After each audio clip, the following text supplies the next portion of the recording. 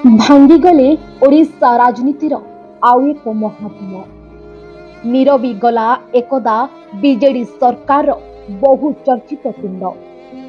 ବାକ୍ୟ ବାଣରେ ଘାଇଲା ହେଉଥିଲେ ବିରୋଧୀ, କମ୍ପୁଥିଲା ସରକାରୀ କଳ। ଏଥର ସ୍ୱପ୍ନ ପାଲଟିଗଲା ଦାମବାଣ। ଝୁରୁଛି ଓଡ଼ିଶା ରାଜ୍ୟ ରାଜନୀତିରେ ଅପୂରଣୀୟ ଶୂନ୍ୟସ୍ଥାନ। ଆଉ ନାହାନ୍ତି ରାଜ୍ୟ ରାଜନୀତିର ଆଉ ଜଣେ କିମ୍ବଦନ୍ତୀ ଡାକ୍ତର ଦାମୋଦର ରାଉତ। 4 ଦଶନ୍ଧିର ରାଜନୀତିର ପଡ଼ିଛି ପୂର୍ଣ୍ଣଚ୍ଛେଦ। 7 ଥର ବିଧାନସଭାକୁ ନିର୍ବାଚିତ ହୋଇ ବିଜୁବାବୁ ଓ ନବୀନ ପଟ୍ଟନାୟକଙ୍କ ମନ୍ତ୍ରିମଣ୍ଡଳରେ ଅନେକ ବାର ଗୁରୁତ୍ୱପୂର୍ଣ୍ଣ ମନ୍ତ୍ରୀପଦ ସମ୍ଭାଳିଥିବା ଏହି ବ୍ୟକ୍ତି ଥିଲେ ଅସଲରେ ଜନତାଙ୍କ ନେତା। ବିଜୁବାବୁଙ୍କ ଏକାନ୍ତ ଅନୁଗତ ଦାମବାବୁ ସ୍ପଷ୍ଟ, ନିର୍ଭୀକ ଓ ରୋକଠୋକ କଥା ପାଇଁ ଥିଲେ ପରିଚିତ। ପୁଣି ରାଜ୍ୟ ରାଜନୀତିର ଚଳନ୍ତି ଏନସାଇକ୍ଲୋପିଡିଆ। ଥିଲେ ବି ଜଣେ ଦୂରଦୃଷ୍ଟି ସମ୍ପନ୍ନ ଚର୍ଚ୍ଚିତ ରାଜନେତା। ନିଜ ଲମ୍ବା ରାଜନୈତିକ କ୍ୟାରିୟରରେ 7 ଥର ବିଧାୟକ ଭାବେ ନିର୍ବାଚିତ ହୋଇଥିଲେ ଦାମ।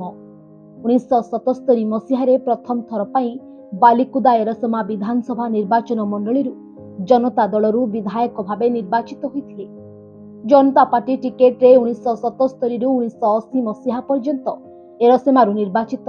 1980ରେ ଜନତା ପାର୍ଟି ସେକୁଲାର ଟିକେଟରୁ ଏରସମାରୁ ନିର୍ବାଚିତ ହୋଇଥିଲେ। 1990ରେ ପୁନଶ୍ଚ ଜନତା ଦଳ ଟିକେଟରେ ଏରସମାରୁ ବିଧାନସଭାକୁ ଆସିଥିଲେ। 2000 ଓ 2004ରେ ଏରସମା ଆସନରୁ ବିଧାୟକ ଭାବେ ନିର୍ବାଚିତ ହୋଇଥିଲେ। 2014 ଓ 2019ରେ ପାରାଦୀପରୁ ବିଧାୟକ ଭାବେ ନିର୍ବାଚିତ ହୋଇଥିଲେ। ବିଜୁ ବାବୁଙ୍କ ଅତି ଘନିଷ୍ଠ ଥିଲେ ଦାମ। ବିଜୁଙ୍କ ପରାମର୍ଶରେ ଚାକିରି ଛାଡ଼ି ରାଜନୀତିରେ ଯୋଗ ଦେଇଥିଲେ। ଦାମଙ୍କ ବିୟୋଗରେ ଓଡ଼ିଶା ରାଜନୀତିରେ ଏକ ବିରାଟ ଶୂନ୍ୟସ୍ଥାନ ସୃଷ୍ଟି ହୋଇଛି। 1979 ଅକ୍ଟୋବର 25ରୁ 1980 ଫେବୃଆରୀ 2 ତାରିଖ ପର୍ଯ୍ୟନ୍ତ ସୂଚନା ଓ ଲୋକସମ୍ପର୍କ ବିଭାଗର ମନ୍ତ୍ରୀ ଥିଲେ।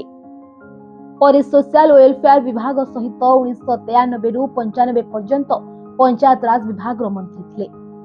ମହିଳା ଶିଶୁ ବିଭାଗର ମନ୍ତ୍ରୀ ଭାବେ କାର୍ଯ୍ୟସେ ତୁଲାଇଛନ୍ତି। କୃଷି, ସମବାୟ, ସ୍ୱାସ୍ଥ୍ୟ, ଅବକାରୀ ଆଦି ବିଭାଗର ମନ୍ତ୍ରୀ ଥିଲେ ଦାମ। 1942 ମସିହା ଜୁଲାଇ 2 ତାରିଖରେ ଜନ୍ମଗ୍ରହଣ କରିଥିଲେ ଦାମ। ବିଜୁବାବୁଙ୍କ ବଡ଼ ଅନୁଗାମୀ ତଥା ପଟ ଶିଷ୍ୟ ଥିଲେ ଦାମ ରାଉତରାୟ। ଅନେକ ସମୟରେ ବିଜୁ ବିଚାରକୁ ନେଇ ନିଜର ବଳିଷ୍ଠ ଯୁକ୍ତି ରଖୁଥିଲେ।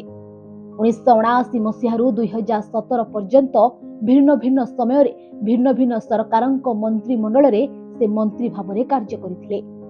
ବିବାଦୀୟ ମନ୍ତବ୍ୟ ପାଇଁ 2018 ମସିହାରେ ଦାମଙ୍କୁ ଦଳରୁ ବହିଷ୍କୃତ କରିଥିଲେ ନବୀନ।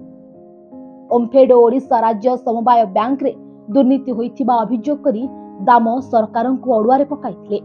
ବହିଷ୍କୃତ ହେବାର କିଛି ଦିନ ପରେ ସେ ବିଜେପିରେ ମିଶିଥିଲେ। ବିଜେପି ତାଙ୍କୁ ବାଲିକୁଦା ଏରସମା ନିର୍ବାଚନ ମଣ୍ଡଳୀରୁ ପ୍ରାର୍ଥୀ କରିଥିଲେ ହେଁ ସେ ପରାଜିତ ହୋଇଥିଲେ। ପରବର୍ତ୍ତୀ ସମୟରେ ବିଜେପି ଛାଡ଼ିଥିଲେ ଦାମ। ତାଙ୍କ ସ୍ୱାସ୍ଥ୍ୟାବସ୍ଥା ଗୁରୁତର ହେବା ପରେ ସ୍ୱାସ୍ଥ୍ୟାବସ୍ଥାକୁ ଦୃଷ୍ଟିରେ ରଖି ନୂଆ ବର୍ଷରେ ତାଙ୍କ ଉପରୁ ବହିଷ୍କାର ଆଦେଶ ହଟାଇଥିଲେ ବିଜେଡି ସୁପ୍ରିମୋ ନବୀନ ପଟ୍ଟନାୟକ। ଏବେ ତାଙ୍କ ପୁଅ ସମ୍ବିତ ରାଉତରାୟ ବିଜେଡି ବିଧାୟକ ଭାବେ ଓଡ଼ିଶା ରାଜନୀତିରେ ସକ୍ରିୟ ଅଛନ୍ତି।